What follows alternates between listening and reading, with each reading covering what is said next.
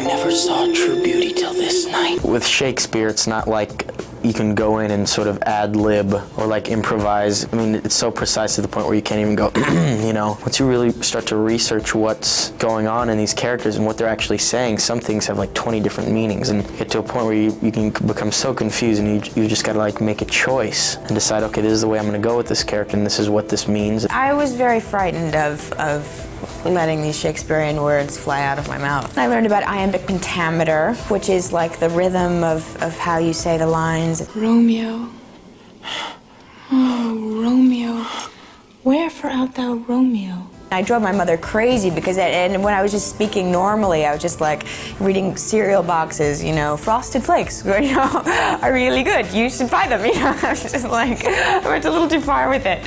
When we were thinking of Juliet, Baz and I, he proposed a lot of people, and I said, well, you know, take a look at this Claire Danes girl, because she had a lot of power to what she was saying, and she was the only one during the audition that looked me right in the eye and really, you know, gave it to me. And she's the type of girl that's very emotionally charged and really, you know, doesn't let up, which was great working with her, because, you know, we both had to keep up with each other, you know. He keeps saying that. That made a big impression on him. I think what really happened was at the audition, he had already met with like 5 girls and read with them. I think he was just really tired. It's exhausting to do that. And so he was kind of apathetic about the whole thing. He didn't really want to be there. And I got frustrated, you know, so I sort of seduced him into acting. I was just like, come on, come play with me. And that was what it was about. Oh, trespass sweetly urged, give me my sin again.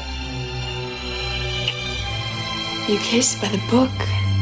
Oh, I was terrified. I was really, really petrified that I wouldn't be able to find a way to create a fresh and inventive Juliet, because she's been told by so many different people over so many centuries. It's sort of like, well, where do you begin? But I had to throw all of that aside and start anew and just focus on the words and how I felt Juliet would be. This sort of fantasy aspect that's been brought into this version of Romeo and Juliet really made it a lot easier for me, because I would have found it a lot more odd to sort of, you know, do the whole jumping around in tights thing. I defy you, stars!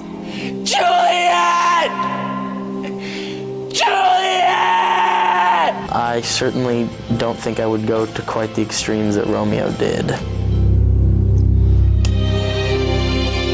I definitely have to say that, you know, like everyone else, when you have a girlfriend, you get that side and it comes out in you and you can't help it, you know? But I'm talking about like a, you know, an oochie-coochie sort of way. I'm not talking about like this passionate love thing that he went through, because I can't even identify with that stuff. I mean, that's really intense. I'm just talking about, like, you know, being romantic, I guess, which is, I guess I have a little of. I've certainly been in love. I'm really thankful that I experienced such intense feelings for somebody, because I realized how strong they are and that you do behave completely irrationally. And the high you get from being infatuated with somebody is like none other. I was always so happy when I finished doing the love scenes Romeo and Juliet. By the end of the day, I was just like, all is good, you know, because all day I was swooning and yeah.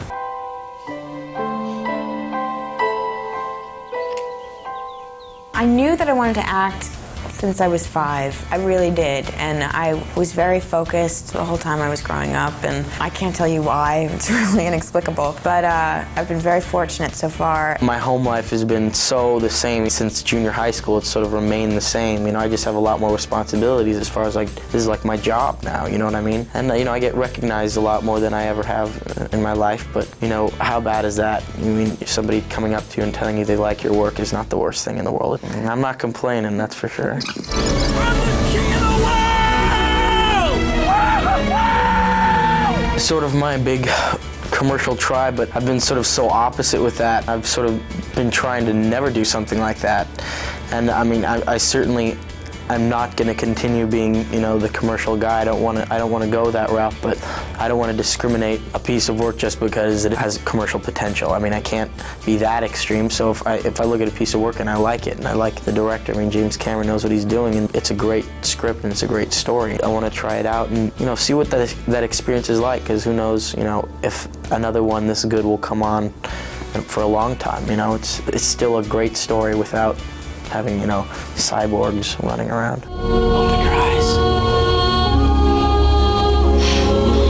Thirsty for more celeb news? Make sure you subscribe to the E! News YouTube channel so you can stay informed on all the breaking updates. Come on, you know you want to be the first to know about all the latest hookups, breakups, arrests, and so much more.